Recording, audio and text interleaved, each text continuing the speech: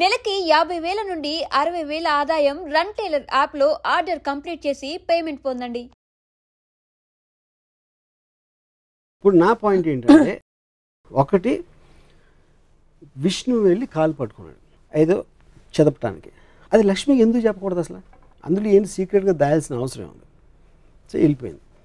ఈయన ఎప్పుడు ఈ నెల ఇమీడియట్గా భార్య వెళ్ళిపోయిందంటే రూమ్ నుంచి బయటకు వెళ్ళిందా, అక్కడి నుంచి దూకేసిందా ఏంటి, నాకు ఎగ్జిట్ అది నాకు అర్థం కాదు. ఓకే, వీళ్ళు వచ్చి స్వర్గం అంతా బోసిపోయింది, లక్ష్మీదేవిని తీసుకురావాలని ఎంక్వైరీ అని రిక్వెస్ట్ మీద తను వెళ్తున్నాడు, కానీ తనలోంచి వచ్చింది కాదు. ఒకటి వచ్చి మొత్తం అంత ఎత్తికాడు, కనపడక పడుకున్నాడు. నారదుడికి మాత్రం ఒక నిమిషంలో తెలిసింది ఎక్కడ ఉన్నాడు అని. మన పాత సినిమాలు 70s సినిమాల్లో ఉంటాయి ఇలాంటి స్టోరీస్ అని. సో ఇందులో ఏ విధంగా కూడా తను చేసిందంటూ ఆకాశరాజు అడిగిన దానికి ఆకాశరాజు వస్తే 7 జన్మల శాపం అవటం ఏంటి అసలు మీనింగ్ ఏంటది? అక్కడి నుంచి పద్మావతి అంటే ఉన్న భార్య తప్పిపోయింది, లేకపోతే కనపడలేదు, అలాంటి ఎలిమెంట్లో వెళ్ళి పద్మావతితో లవ్లో పడి కట్నం కోసం డబ్బులు అడిగి మనమే అంటే అలాంటి స్టోరీ అంత పూజించదగిన దేవుడికి ప్రపంచంలో ఎక్కడైనా ఉంటుందని నాకు డౌట్, ఎక్కడ తప్ప. యూనో, సో నేనేమంటున్నాను, ఒక రోల్ మోడల్ గాంధీ గారు ఇలా చేశారు. ఆయన మొత్తం ఇంట్లో అంతా వదిలేసి ఆయన పూర్ పీపుల్కి లేదు కాబట్టి ఆయన ఒక ధోతి ఏదో కట్టుకుని పైన ఏమీ లేకుండా ఆయన చేశారు.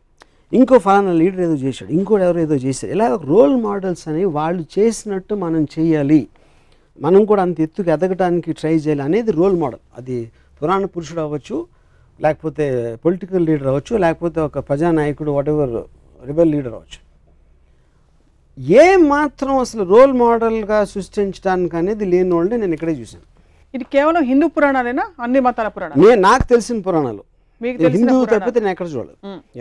సో రామాయణం మహాభారతం రెండిట్లో మీ దృష్టిలో ఏది ఎక్కువ అబ్జెక్షనబుల్ అంటారు, లేక ఎక్కువ కాన్ఫ్లిక్ట్? నాకు మహాభారతం అనేది నన్ను పూజించమని నాకు ఇప్పుడు చెప్పలే. Ramayanam is different. రామాయణం అనేది ఒక దేవుడు, రామాయణం బాలాజీ గణపతి, అది డిఫరెంట్. మహాభారతం అనేది ఒక కథలాగా వచ్చింది. కౌరవులు పాండవులు కజిన్స్, వాళ్ళు పొలిటికల్ ఆస్పెక్ట్స్ వాళ్ళు కొట్టుకుంటున్నారు. ఒక శ్రీకృష్ణుడు అనే క్యారెక్టరు ఇంకో పాల నుంచి ఇక్కడికి వచ్చాడు కాబట్టి ఒక దైవత్వం అనేదానికి ఒక చిన్న ఎలిమెంట్ ఉంది. Otherwise it's normal story. నాకు అది భగవద్గీత అవన్నీ కూడా కాదు. భగవద్గీత మీకు కనిపించదు అందులో? భగవద్గీత ఉంది, కానీ పాయింట్ ఈజ్ భగవద్గీత అనేది నేను అసలు చదవలేదు మహాభారతం మొత్తం. మిగతా అంతటితో చూస్తే అది ఒకటే non interesting part. I know what Bhagavad Gita is about. Me disappointment అంతా ఇంత పెద్ద పెద్ద దేవుళ్ళ పురాణ పురుషులు అనేది రోల్ మోడల్స్, వాళ్ళకి ఆ క్వాలిటీస్ ఉన్నాయా లేదా అని నా question.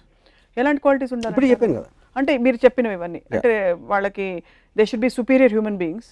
That is what the whole point. మనిషిలా ప్రవర్తించకూడదు, రివెంజ్ ఉండకూడదు, కోపం కదండి. మీరు పూజించి ఫోటో పెట్టుకునేది ఎవరు అంటే ఏపాళ్ళ టైంలో గాంధీ గారు చెప్తున్నాను. గాంధీ గారు నేను 100 చెప్తాను ఇప్పుడే కూర్చుని.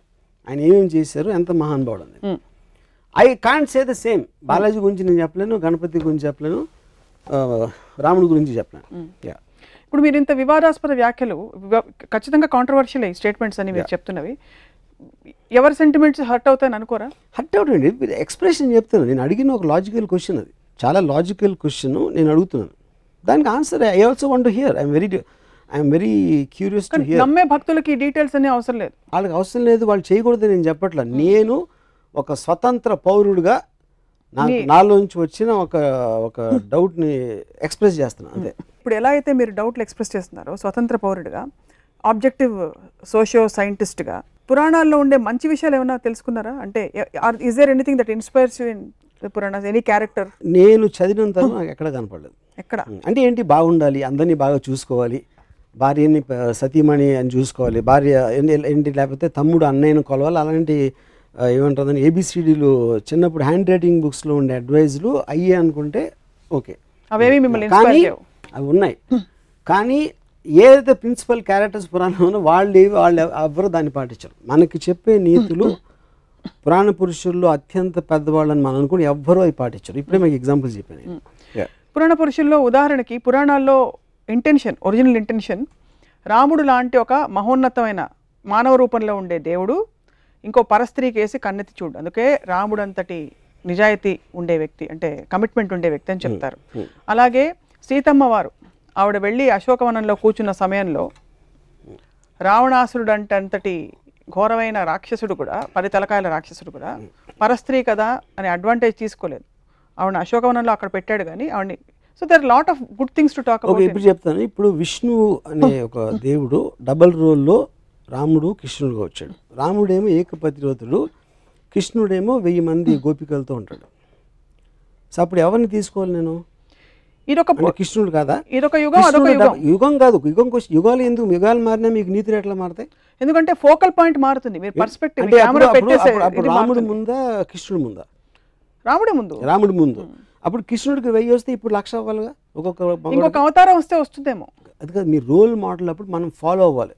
రాముడు రోల్ మోడల్ ఎందుకు ఏకపత్నివ్రతుడు, మనం కూడా ఒకే అమ్మాయితో ఉండాలని రోల్ మోడల్. అవును. శ్రీకృష్ణుడు దాన్ని బ్రేక్ చేశాడు మీరు చెప్పిన లా ప్రకారం. ఇంకో యుగంలో అది వర్తించదు, అందుకని 1000 మంది గోపికలను తీసుకున్నాడు. అప్పుడు నేను రోల్ మోడల్ నాకు కృష్ణుడాడు. ఇప్పుడు ఇంకా అడ్వాన్స్ అయింది కాబట్టి ఇప్పుడు 1,00,000 గోపికలు అవుతావు, మళ్ళీ వెనక్కి వెళ్తామా? శ్రీకృష్ణుడు మీకు రోల్ మోడల్ అయినప్పటికీ శ్రీకృష్ణుడు స్వచ్ఛమైన ప్రేమ, ప్యూర్ లవ్. గురించి చెప్తున్నాను. Pure love. It is an embodiment of pure love. శ్రీకృష్ణుడి గురించి మనకి తెలిసింది he was an embodiment of pure love. నెమలి పింఛం అనేది ఎందుకు పెట్టుకుంటారంటే it is an embodiment of pure love which is but he can share that love with 1,000 girls. అది point. 1,000 girls which is not sexual in connotation necessarily. అంటే అందరిని పూజిస్తాడా కూర్చుని?